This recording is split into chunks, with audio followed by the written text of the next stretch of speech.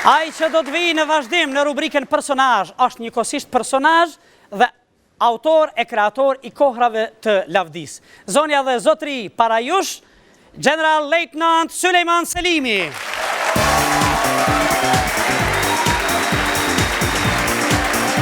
Mirëmbrëma General, mirë se erdhe.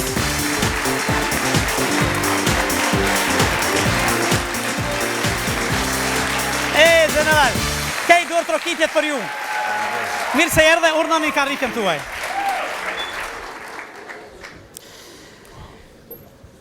Zotri General, mirëmbrëma dhe mirë se erdhe. Mirëmbrëma më që gjete. Si jeni? Mirë, mirë. Që kemi nga FSK-ja, nga ushtria jonë? FSK-ja gjithmonë në gashme, është duke kry detyrat e veta, është duke punu me standardet natës, dhe shumë shpejt pritet që ti merë përgjithësit cilat i takojnë.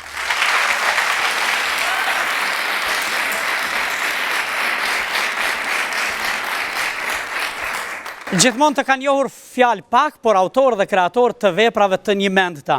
Neve gjatë kësaj jave, kur kemi kontaktuar me ju se do t'ju kemi mysafir, e kemi shqyrtuar, kemi regjistruar diçka nga jeta juaj. Gazetarja jonë Saranda Uka ka bërë një kronik, le ta ndjekim bashkë.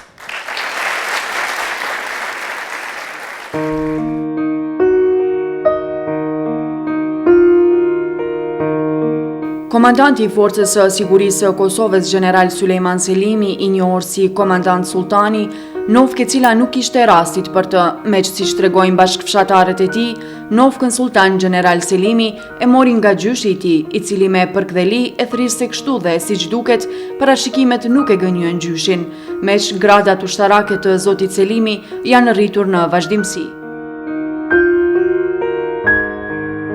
Të jesh ushtarak dhe i karakterizuar me një natyrë të butë nuk është shumë e zakonshme, por ja që kështu të paktën thuhet për komandantin e Forcës së Sigurisë së Kosovës, General Sulejman Selimin.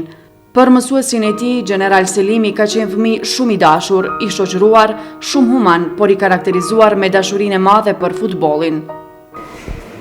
Kë ka pas babën në Gjermani dhe një kohë ka shku atje, kur ne kemi mbet pa tarla personale, ka shku atje në vizitë të babaj vetë dhe i kishtë edhe një shumë të hëllash për mi pru klene dhe ato orën e ka pru këtu neve dhe i keshë përdate gjithë mësuzve, dikun ka 20 marka për të gjithë.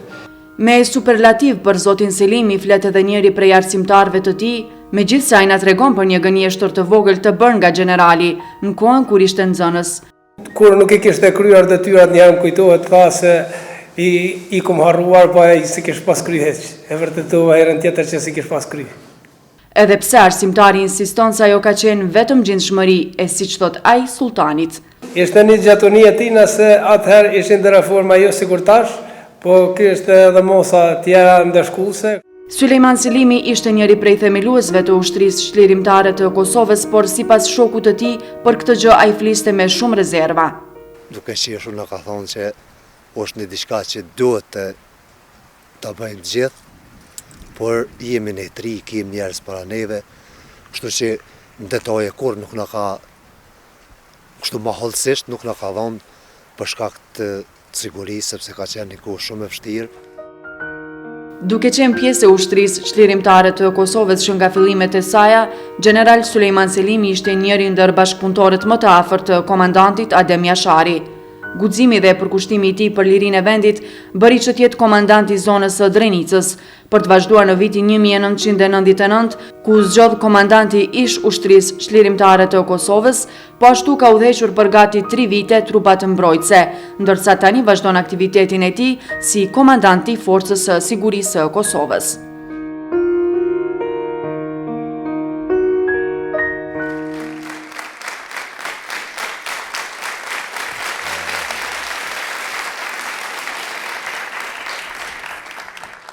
Zoti General, tërë dorë trokitjet për ju, për luftën e lavdishme të ushtrisë lirimtare të Kosovës, pjesës e cilës keni qenë edhe ju. Jemi në këto ditë të festës, së epopes së lavdishme të ushtrisë lirimtare të Kosovës, epopes së lavdishme të familjes Jashari. Po bëhen 13 vite nga ajo luftë e lavdishme, nga ajo rezistencë. Por ju, kur e keni njohur për herë parë komandantin legjendar Adem Jashari. Komandantin legjendar Adem Jashari kom pas nderin tani shumë herët, vitën 90-91.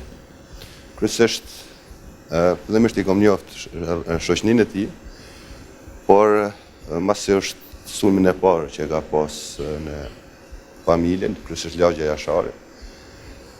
Ka shku shumë shokë ndihmë dhe njëkohësisht këtë periudhë ka shku edhe agja e Mbesel Selimi, cili edhe përshëndes. Ai në këtë periudhë është lagu shumë rënë. Kjo është viti 1990, në dhjetor. Po, në dhjetor. Dhe prej asaj periudhë, ma kemi qenë çdo herë bashkë. Kom pas rastin që nihemi edhe të bashkëveproj bashkë me ta, po edhe me shumë shokë të tjerë. Kështu që është nder për mua, edhe pse kom qenë i ri në këtë periudhë. Ka qenë periudha më e lavdishme, më e ndritshme e jetës time deri në robën e tij deri më 5 mars.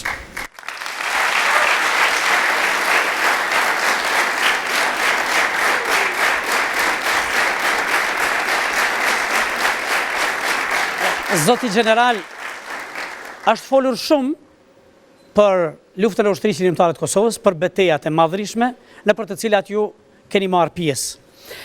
Në këto beteja, që kanë qenë shumë të pabarabarta, a keni menduar ndonjëherë se gjithçka mbaroi, bashkë edhe me jetën tuaj, për shembull në momente shumë të vështira kur keni qenë i rrethuar apo në momente tjera? Lufta asnjëherë nuk është e mirë për asnjë popull.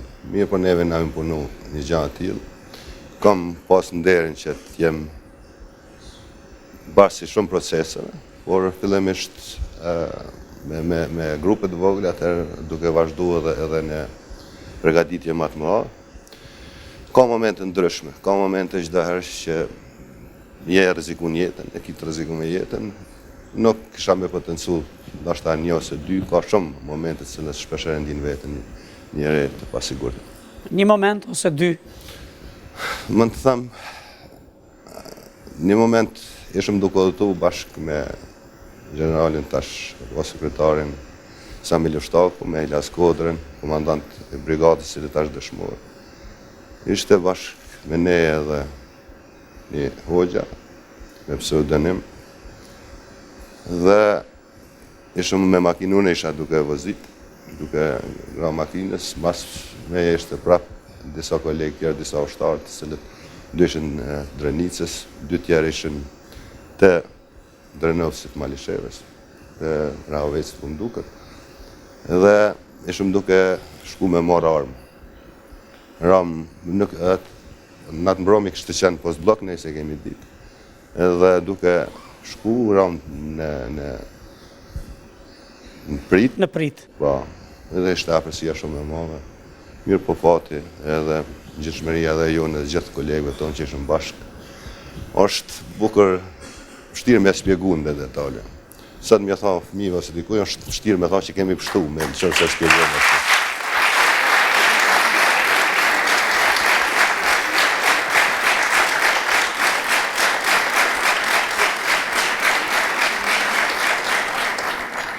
Pastaj ka momente ndryshme, ka momente tjera, kur për shembull në ofenzivën e shtatorit 98, forcat serbe veç fillon në përgjithësi në tërë Drenica, filloi duke ngushtuar rrethi, pozicionet tona fillon duke ra për arsye objektive, kishëm armatim jo adekuat me menaxhme automjete të cilët ishin forcave serbe.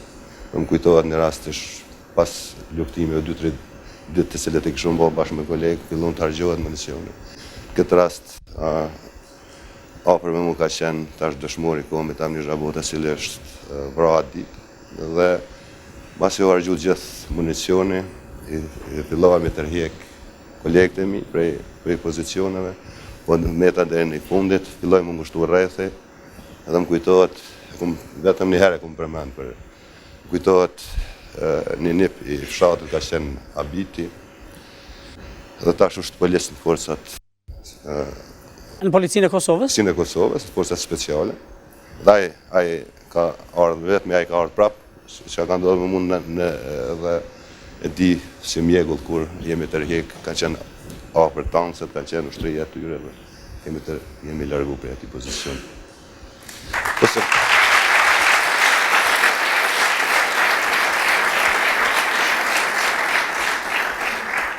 Zdarë kom vështirë të flasë për veten, por asnjëherë se kom thonë kështu, po duket vetëm një herë kom shkruar një intervistë. Sigurisht një ditë, megjithatë do të